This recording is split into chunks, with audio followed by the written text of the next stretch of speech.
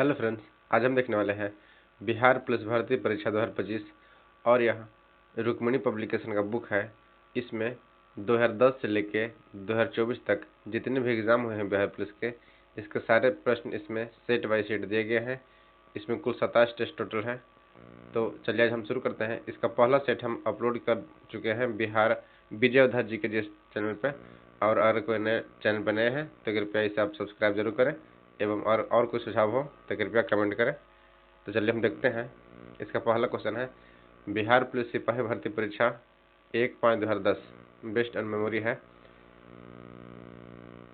इसका पहला प्रश्न है किसमें भारतेंदु का सही संधि विच्छेद है। भारतेंदु का सही संधि विच्छेद कौन है?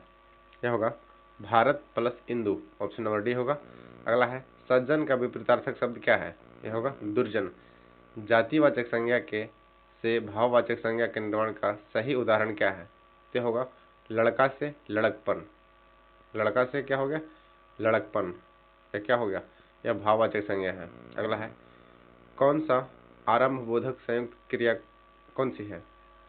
आरंभ बोधक संयुक्त क्रिया कौन सी है? यह होगा वह रोने लगा, ऑप्शन नंबर सी होगा। अगला है तुम्हारा विश्वास मैं नहीं करूंगा तो कौन करेगा? उपयुक्त में से सर्वनाम पदों की संख्या कितनी है? इसमें होगा 3 है। देखिए सर्वनाम किसे कहते हैं? जो संज्ञा के स्थान पे आता हो उसे क्या कहते हैं? सर्वनाम कहते हैं। और हिंदी में कुल सर्वनामों की संख्या कितनी है? 11 है। अगला है जिस क्रिया का फल कर्ता पर पड़ता हो उसे क्या कहते हैं? उसे कहते हैं अकर्मक। अगला है निम्नलिखित में से प्रश्नार्थक निपात कौन सा है? यह होगा क्या। प्रश्नार्थक निपात क्या होगा? इसमें क्या होगा? क्या, ऑप्शन नंबर सी। नेक्स्ट है संकेतवाचक अव्यय का वाक्य क्या है?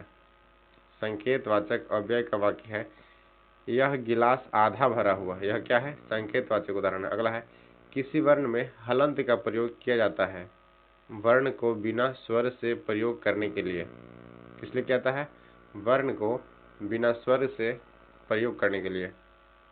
अगला है सर्वनाम व सर्वनामिक विश्लेषण का विशेषण का वाक्य है यह पुस्तक मेरी है और वह तुम्हारी है। यह क्या है?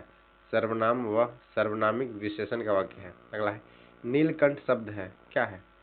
नीलकंठ शब्द है योग रूढ़। देखिए वैसा शब्द जिसे हम अगर संधि विच्छेद करते हैं तो उसके दोनों शब्द का अर्थ अलग अलग निकलता हो उसे क्या कहते हैं? हम योग रूढ़ कहते हैं। जैसे नीलकंठ, नीलकंठ से क्या हो गया?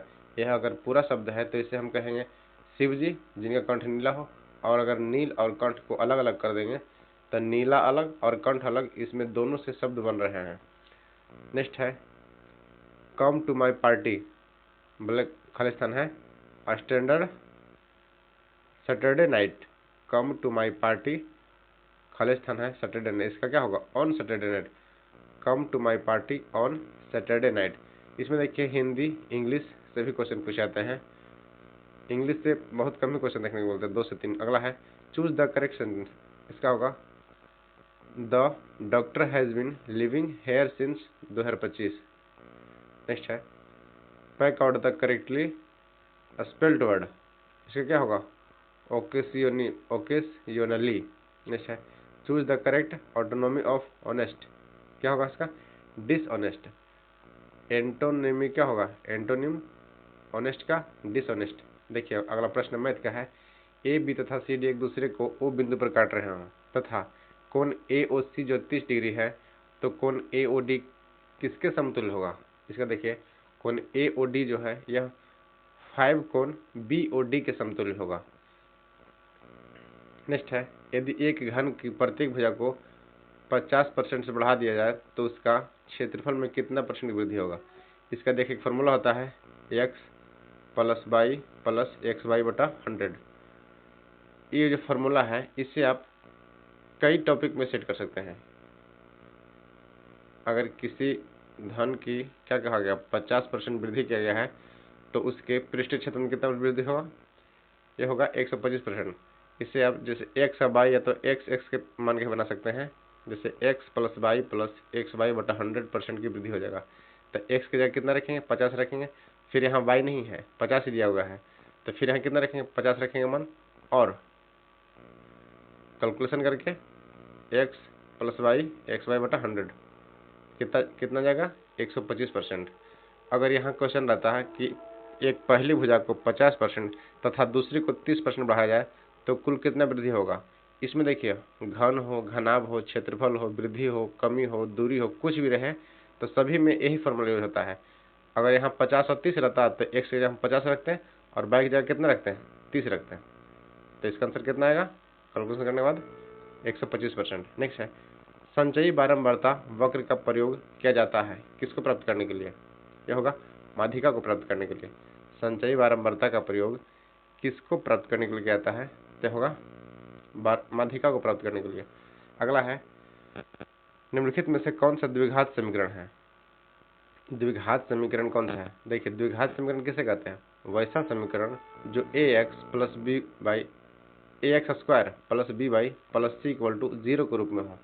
तो इनमें से जो चारों का ऑप्शन दिया होगा अगर सभी को हल करते हैं तो उसमें ऑप्शन डी होगा। इसे हल करने पे यह ax square plus B X plus C Y 0 के फॉर्म में अगर आ जाता है तो क्या होगा, यह एक द्विघात समीकरण है। इसे देखिए और क्वेश्चन क्या पूछता है कि द्विघात समीकरण में कितने मूल होते हैं। इसके कुल 2 मूल होते हैं, अल्फा और बीटा। और क्वेश्चन इसे ये पूछता है कि अगर मूलों का योगफल क्या होता है। क्वेश्चन पूछेगा कि द्विघात समीकरण में मूलों का योगफल कितना होता है तो माइनस बी बटा ए, और मूलों का गुणनफल क्या होता है सी बटा ए। और एक और पूछता है डी बराबर क्या होता है। डी को हम क्या कहते हैं विवेचक या विविधकर। तो डी बराबर क्या होता है बी स्क्वायर माइनस 4ac। इन सभी में से प्रश्न पूछे जा सकते हैं। नेक्स्ट है 20 नंबर 70,000 रुपये के स्टॉक में से 2% की दर पर आय कितना होगा। तो देखिए कितना होगा तो 70,000 गुना 2 बटा 100 कितना जाएगा 114 आ जाएगा। नेक्स्ट है सरलीकरण के पश्चात का मान क्या होगा।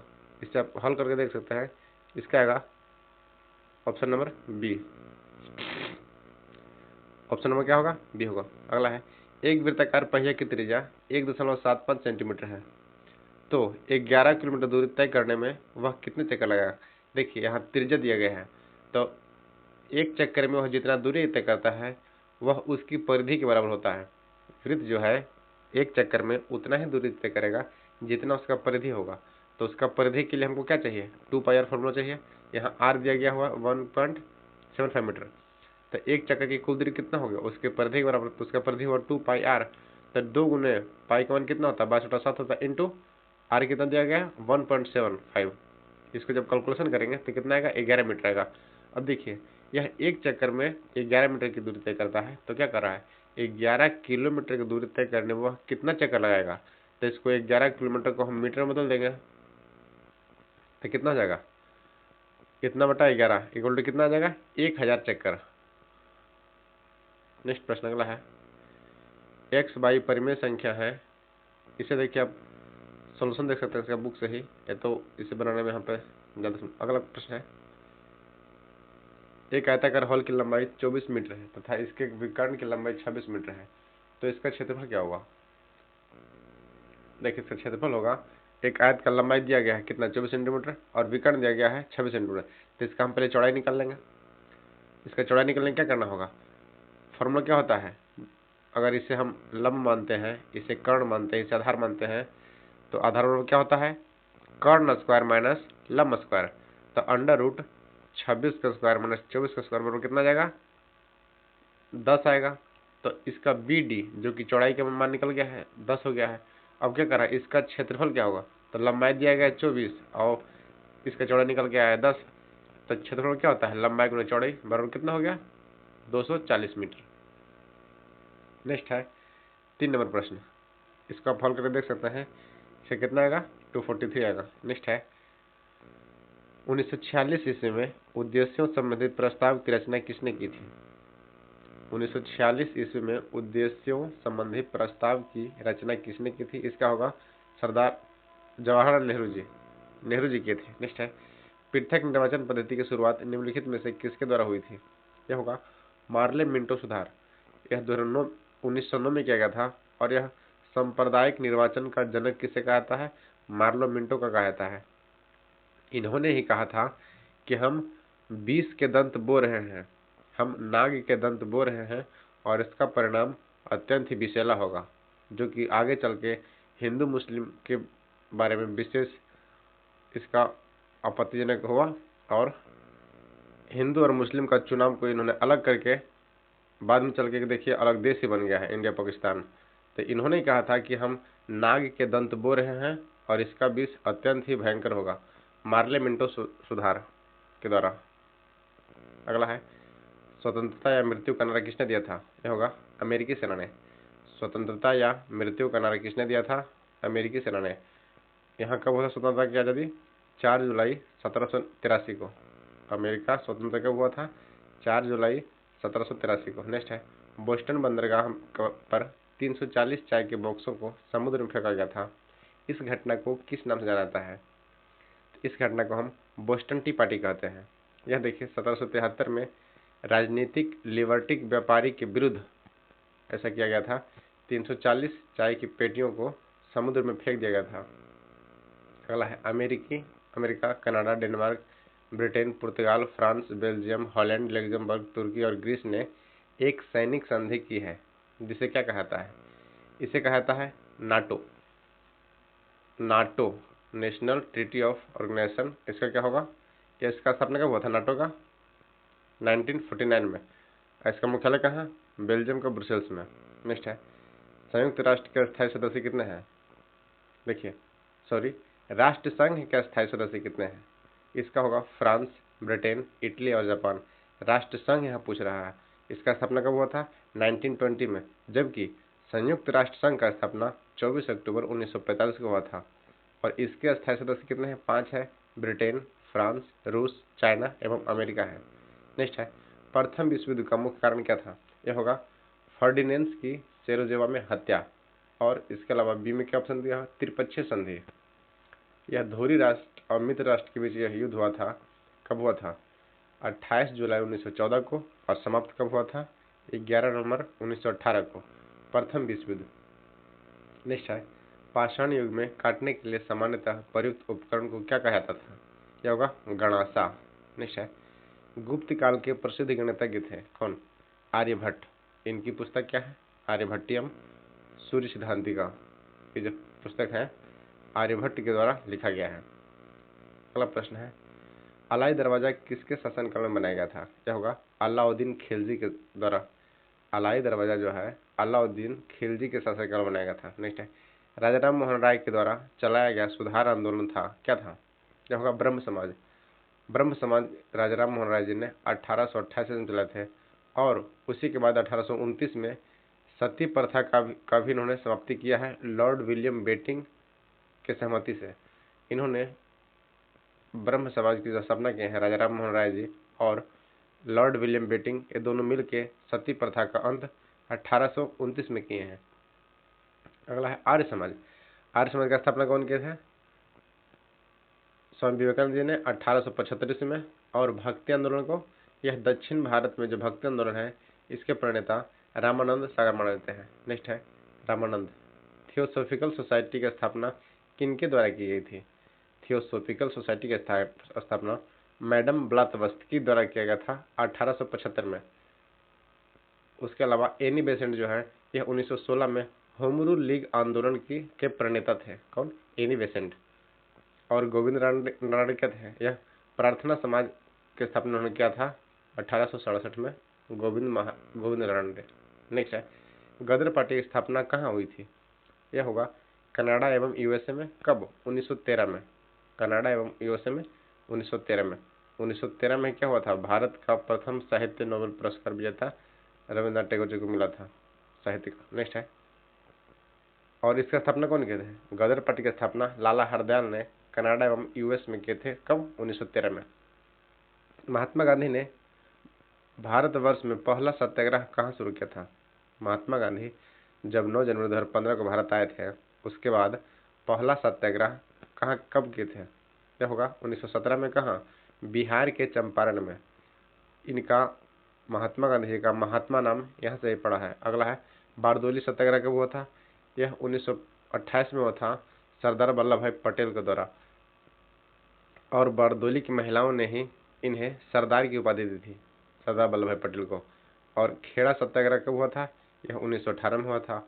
और अहमदाबाद मिल मजदूर सत्याग्रह कब हुआ था? 1918 में हुआ था। ये भी 1918 में हुआ था। और गांधी जी ने पहला अनशन जो किए थे वो कहाँ किए थे? तो अहमदाबाद के मिल मजदूरों के साथ ही 1918 में किए थे पहला अनशन। नेक्स्ट है, असहयोग आंदोलन कब शुरू हुआ था? यह हुआ था 1920 में। और रोलेट एक्ट कब हुआ था? 1919 में, रोलेट एक्ट। नेक्स्ट है, इक्वाडोर का चिम्बराओ ज्वालामुखी निम्नलिखित में से किस श्रेणी का है? इक्वाडोर का चिम्बरालो ज्वालामुखी यह शांत प्रकृति का है, शांत। और नारकोंडम कहाँ का है? देखिए, भारत का एकमात्र ज्वालामुखी है सक्रिय, वो कहाँ है? नारकोंडम वैरन द्वीप में है। नेक्स्ट है, विषुवत रेखा क्षेत्र के सघन वन लाभदायक है किसके लिए? विषुवत रेखा के क्षेत्र के जो सघन वन होते हैं यह किसके लिए लाभदायक होते हैं? तो जड़ी बूटी के लिए। अगला है, आप ग्लास हाउस में सब्जियां कहाँ उगाएंगे? क्या होगा? टुंड्रा प्रदेश में। टुंड्रा प्रदेश में क्या होगा? ग्लास हाउस में यहाँ सब्जी उग सकते हैं क्योंकि वहाँ टेम्परेचर अत्यंत कम रहता है। विषुवत रेखा के समीप तापमान सबसे अधिक होता है क्योंकि ताप छोटे क्षेत्र में केंद्रित होता है, इसलिए। अगला है, आग्नेय शैल में निम्नलिखित में से कौन से तत्व नहीं पाए जाते हैं? यह होगा, इसे परतदार चट्टान भी कहते हैं। क्या नहीं पाए जाते हैं? इसे परतदार चट्टान भी कहते हैं, इसलिए इसका आंसर बी होगा। नेक्स्ट है, निम्नलिखित में से कौन सा खाद्य फसल नहीं है? यह होगा चाय। चाय देखिए कौन सा फसल है? तो यह व्यापारिक फसल हो जाएगा, जबकि खाद्य फसल में चावल, गेहूं, मकई इत्यादि है। कौन सा कारक विषम जलवायु प्रकार के लिए मुख्यतः उत्तरदायी है? यह होगा सागर से दूरी। कौन सा कारक विषम जलवायु प्रकार के लिए उत्तरदायी होगा? यह होगा सागर से दूरी। नेक्स्ट है, अगला प्रश्न है, जनगणना 2001 के अनुसार निम्नलिखित में से किस राज्य में महिला साक्षरता प्रतिशत सर्वाधिक है? यह होगा केरल में। देखिए, महिला और पुरुष दोनों में ही सबसे अधिक साक्षरता कहाँ है? केरल में है। और यह ध्यान रखिएगा कि जनगणना से एक क्वेश्चन हर एक एग्जाम में लगभग देखने को मिलते हैं। जनगणना वेरी वेरी इंपॉर्टेंट है। इसके लिए हम एक टॉपिक जल्द ही ले आएंगे जो कि जनगणना से जितने भी प्रश्न बनते हैं और उसके बारे में जो दिया गया है सब अपलोड कर देंगे। नेक्स्ट है, और जबकि भारत का साक्षरता दर कितना है? यह होगा 74.04। और महिला में सर्वाधिक कहाँ है? केरल। पुरुष में भी कितना है? पुरुष में भी कहाँ का है? केरल का ही है। लिग्नाइट किस प्रकार का कोयला है? यह होगा निम्न स्तर का। लिग्नाइट जो है यह निम्न स्तर का कोयला है। देखिए, कोयला के प्रकार के होते हैं एंथ्रासाइट, बिटुमिनस, पीट और लिग्नाइट। तो सर्वाधिक उच्चतम कोटि जो कोयला होता है ये कौन है? यह होगा एंथ्रासाइट। इसमें 96% से अधिक कार्बन पाए जाते हैं। नेक्स्ट है, गेहूं किस जलवायु की फसल है? यह होगा शीतोष्ण जलवायु का। गेहूं जो है यह शीतोष्ण जलवायु का फसल है और यह क्या है? एक रबी फसल है। देखिए, क्वेश्चन रबी और खाद, रबी फसल से भी क्वेश्चन पूछाते हैं, रबी और खरीफ फसल से भी क्वेश्चन बनते हैं। कई बार पूछ जाएगा कि गेहूं, सरसों, चना ये सब कौन सा फसल है? तो क्या हो जाएगा? रबी फसल। वैसा फसल जो नवंबर दिसंबर में बोई जाती हो और फरवरी मार्च के बीच में काट लिया जाता है उसे क्या कहते हैं? रबी फसल कहते हैं। जबकि वैसा फसल जो जुलाई अगस्त में बोई जाती हो और अक्टूबर नवंबर में काट लिया तो उसे क्या कहते हैं? खरीफ फसल कहते हैं। जैसे धान क्या है? धान खरीफ फसल है। और जो फरवरी मार्च में बोई जाती हो और जून जुलाई में कट जाए तो उसे क्या कहते हैं? जायद फसल कहते हैं। जैसे खीरा, ककड़ी, टिंडा इत्यादि क्या है? जायद फसल है। नेक्स्ट है, इंडियन कॉपर कॉर्पोरेशन कॉर्पोरेशन कहाँ स्थित है? इंडियन कॉपर कॉर्पोरेशन यह घाटशिला कहाँ है? झारखंड में है। कौन सा राज्य गेहूं के उत्पादन में प्रथम स्थान रहा है? यह होगा उत्तर प्रदेश। नेक्स्ट है, वायुमंडल की वह परत जो पृथ्वी पर रेडियो प्रसारण के लिए उत्तरदायी होता है, यह क्या होगा? आयन मंडल। यह 80 किलोमीटर से 640 किलोमीटर तक फैला हुआ रहता है। कौन सा? आयन मंडल। देखिए, एक क्वेश्चन और पूछेगा कि मेघ, वर्षा, बादल और जो वज्रपात होता है ये सब किस मंडल में होते हैं? तो यह सिर्फ क्षोभ मंडल में होते हैं। क्षोभ मंडल में क्या होता है? वर्षा, बादल, मेघ और जो वज्रपात होता है यह सभी किस में होता है? क्षोभ मंडल में होता है। इसके अलावा वायुयान, जो एक क्वेश्चन और बनता है कि वायुयान किस मंडल में उड़ते हैं? तो क्या होगा? समताप मंडल में। वायुयान जो है यह समताप मंडल में उड़ते हैं। एक और क्वेश्चन पूछता है कि ओजोन मंडल। देखिए, ओजोन मंडल में O3 गैस ओजोन की अधिकता के कारण यह सूर्य से आने वाली परावैंगनिक किरणों से हमें रक्षा करती है। और ओजोन की मात्रा क्या होता है? डॉप्सन। ओजोन की मोटाई हम किस में मापते हैं? तो डॉप्सन में मापते हैं। अगला है, स्लेक्टाइट स्थलाकृति का निर्माण होता है कहाँ? भूमिगत जल द्वारा। स्लेक्टाइट स्लेक्टाइट स्लेक्टाइट निर्माण कहाँ होता है? भूमिगत जल द्वारा। दार्जिलिंग जिला किस राज्य का है? यह होगा पश्चिम बंगाल, कोलकाता का। दार्जिलिंग जिला जो है एक किस भाग का है? यह पश्चिम बंगाल का भाग है। देखिए एक क्वेश्चन बनता है कि दार्जिलिंग का ही चाय जो है इसे पहला जीआई टैग मिला था। भारत के दार्जिलिंग के चाय को भारत में पहला जीआई टैग दिया गया था। नेक्स्ट है, विधान परिषद के सदस्य का कार्यकाल कितना होता है? यह होता है 6 वर्ष। विधान परिषद जो है इसका कार्यकाल कितना होता है? 6 वर्ष का होता है। देखिए राज्यों में, कई राज्य में विधानसभा और विधान परिषद दोनों होते हैं, उसे हम द्विसदनात्मक कहते हैं। और द्विसदनात्मक जो है यह भारत में अब 2025 के अनुसार मात्र 6 राज्य में ही है जहां विधानसभा और विधान परिषद दोनों कार्यरत हैं, जैसे उत्तर प्रदेश, कर्नाटका, महाराष्ट्र, बिहार, आंध्र प्रदेश एवं तेलंगाना। क्वेश्चन ऐसे पूछ सकता है कि इनमें से किस राज्य में द्विसदनात्मक प्रणाली नहीं है? तो इनमें से कोई भी अगर एक नहीं रहेगा तो समझिएगा, जैसे उत्तर प्रदेश में है, कर्नाटका में है, महाराष्ट्र में है, बिहार में है, आंध्र प्रदेश में है और तेलंगाना में है। इसके पहले जम्मू कश्मीर भी था, लेकिन उससे हटा दिया गया वहाँ विधान परिषद को। तो इसका कार्यकाल कितना होता है? 6 वर्ष का होता है। नेक्स्ट है, नीति निर्देशक तत्व सरकार के मार्गदर्शन हेतु किसके द्वारा दिए जाते हैं? नीति निर्देशक तत्व जो है मार्गदर्शन हेतु किसके द्वारा दिए जाते हैं? यह होगा 42वां संविधान संशोधन द्वारा। इसे मिनी कॉन्स्टिट्यूशन भी कहते हैं। अगला प्रश्न है, पंचायती राज संस्था के जिला स्तर पर सर्वोच्च अंग का नाम क्या है? पंचायती राज स्तर पर जिला स्तर पर सर्वोच्च नाम क्या है? जिला परिषद। देखिए पंचायती राज को संवैधानिक मान्यता कब मिला था? तो 73वां संविधान संशोधन 1992 में, 24 अप्रैल 1992 में। और पंचायती राज दिवस भी कब मनाया जाता है? तो 24 अप्रैल को ही मनाया जाता है। नेक्स्ट है, किस राज्य में द्विसदनात्मक विधानमंडल नहीं है? हाँ क्वेश्चन बना है, किस राज्य में द्विसदनात्मक विधानमंडल नहीं है? तो क्या होगा? केरल में नहीं है, जबकि बिहार, तेलंगाना, कर्नाटका, महाराष्ट्र, आंध्र प्रदेश, उत्तर प्रदेश इस समय क्या है। पंचशील निम्न देशों में से किसके बीच समझौता हुआ था? पंचशील समझौता किसके बीच हुआ था? तो होगा भारत एवं चीन के बीच 1954 में। पंचशील समझौता 1954 में हुआ था भारत और पाकिस्तान के बीच, सॉरी भारत और चाइना के बीच। संयुक्त राष्ट्र में अमेरिकी, ब्रिटेन, फ्रांस, रूस और चीन अस्थायी सदस्य हैं। क्या कह रहा है? संयुक्त राष्ट्र में अमेरिका, ब्रिटेन, फ्रांस, रूस और चीन अस्थायी सदस्य हैं। किसके लिए? सुरक्षा परिषद के। यह सुरक्षा परिषद के अस्थायी सदस्य हैं। और एक क्वेश्चन और पूछता है कि संयुक्त राष्ट्र संघ में इसका जो न्यायाधीशों का कार्यकाल होता है यह कितने वर्ष का होता है? यह 9 वर्ष का होता है। और संयुक्त राष्ट्र संघ का स्थापना कब हुआ था? तो 24 अक्टूबर 1945 को। नेक्स्ट है, भारत ने एक समझौते के तहत संयुक्त राष्ट्र को अपनी कौन सी सेना भेजने पर सहमति दी थी? कौन सी सेना भेजा था? क्या होगा? शांति सेना, भारतीय शांति सेना। प्रत्यक्ष प्रजातंत्र का अस्तित्व किस देश में है? स्विट्जरलैंड में।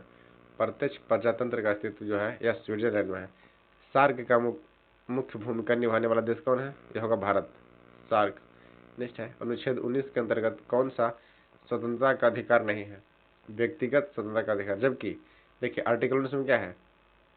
संघ या संगठन का अधिकार है, भाषण व अभिव्यक्ति के साथ अभिव्यक्ति की स्वतंत्रता का अधिकार है। देखिए 19 के ए में क्या है? बोलने का अधिकार है। बी में क्या है? कहीं भी बैठना, सभा करने का अधिकार है। सी में क्या है? संगठन बनाने का अधिकार है। डी में क्या है? डी में है कहीं भी, भारत की कहीं भी अबाध रूप से घूमने की व्यवस्था है, डी में। और ई में क्या है? भारत के किसी भी क्षेत्र में रहने बसने की स्वतंत्रता आर्टिकल 19 का ई में है। अगला है, कौन सा भारतीय संविधान की विशेषता नहीं है? यह होगा एक अलिखित संविधान। जबकि भारत क्या है? भारत का विश्व का सबसे बड़ा लिखित संविधान किसका है? यह भारत का है। उच्च न्यायालय के न्यायाधीशों की रिटायरमेंट की उम्र कितना होता है? देखिए उच्च न्यायालय के न्यायाधीशों की रिटायरमेंट जो है यह 62 साल होता है। राज्य को एक मूलभूत तत्व है, राज्य का एक मूलभूत तत्व क्या है? संप्रभुता। संप्रभुता जो है यह राज्य का एक मूलभूत तत्व है। संयुक्त राष्ट्र अंतर्राष्ट्रीय बाल आपातकाल फंड का लघु रूप क्या है? संयुक्त राष्ट्र अंतर्राष्ट्रीय बाल आपातकाल फंड का लघु रूप है UNICEF, United nation children emergency fund, United nation children emergency fund. अगला है United nation international children emergency fund होगा इसका, यूनिसेफ का। नेक्स्ट है, किस राज्य के राज्यपाल के संबंध में कौन सा कथन गलत है?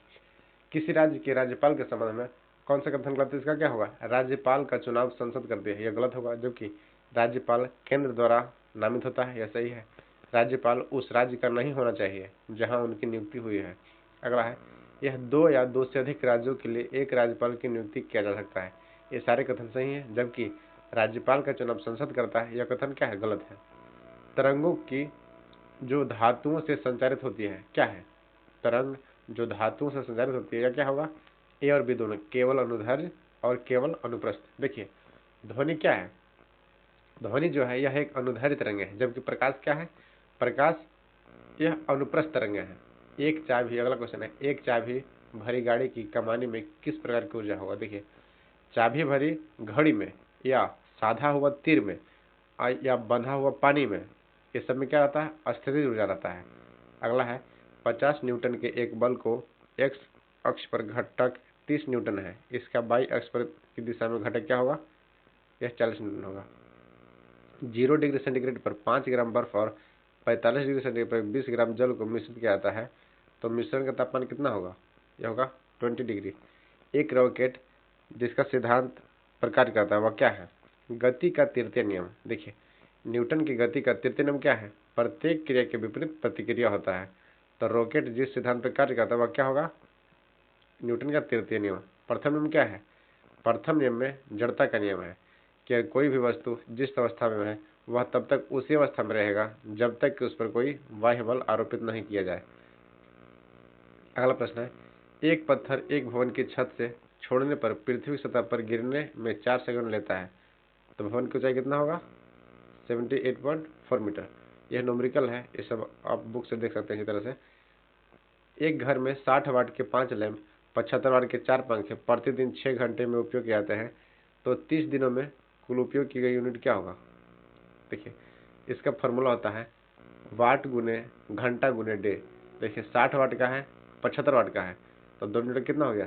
60 और प्लस 75 135, 125, मतलब टोटल वाट को गुना कर दिएगा इंटू जितना घंटा जला है उसको गुना कर दिएगा, इंटू कितना दिन जला है डे उसको गुना कर दिएगा, अब बटा में 100, सॉरी बटा में 1000 से भाग दे दीजिएगा।